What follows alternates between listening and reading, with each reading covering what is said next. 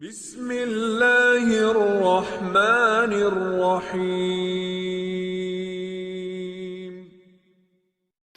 حضرت ام المومنین سیدہ عائشہ صدیقہ رضی اللہ تعالی عنہ سے مروی ہے کہ ایک مرتبہ نبی اکرم صلی اللہ علیہ وسلم نے ایک اعرابی سے ایک یا کئی اونٹ خریدے اور اس کا بدلہ ایک وسق ذخیرہ عجوہ کھجور قرار دی اور اسے لے کر اپنے گھر کی طرف چل پڑے۔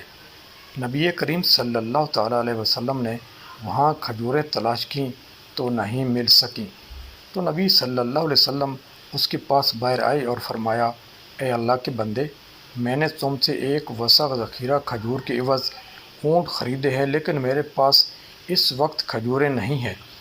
وہ اعرابی کہنے لگا، ہائے، میرے ساتھ دھوکہ ہو گیا۔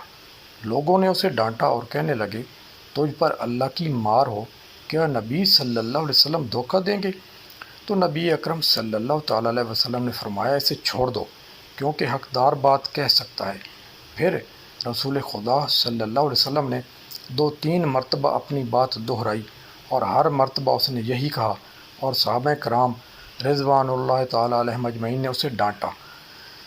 بالآخر نبی اکرم صلی اللہ علیہ وسلم نے جب دیکھا کہ وہ بات سمجھ نہیں پا رہا تو اپنے کسی صحابی سے فرمایا، خویلہ بنت حکیم کے پاس جاؤ اور ان سے کہو کہ نبی صلی اللہ علیہ وسلم فرما رہے ہیں، اگر تمہارے پاس ایک وسق ذخیرہ کھجوریں ہوں تو ہمیں ادھار دے دو، ہم تمہیں واپس لوٹا دیں گے انشاءاللہ۔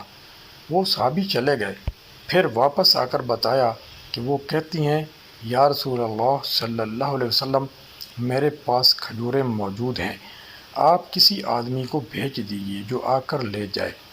نبی اکرم صلی اللہ تعالیٰ علیہ وسلم نے فرمایا، اسے لے جاؤ اور پوری کر کے دے دو۔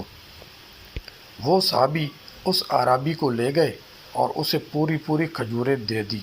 پھر اس اعرابی کا گزر نبی صلی اللہ علیہ وسلم کے پاس سے ہوا، جو صحابہ کرام رضوان اللہ علیہ مجمعین کے ساتھ بیٹھے تھے، تو وہ کہنے لگا، جزاک اللہ خیرہ، آپ نے پورا ادا کر دیا اور خوب عمدہ ادا کر دیا۔ تو نبی کریم صلی اللہ علیہ وسلم نے ارشاد فرمایا، قیامت کے دن اللہ تعالیٰ کے نزدیک بہترین بندے وہی پورا کرنے والے اور عمدہ طریقے سے ادا کرنے والے ہی ہوں گے۔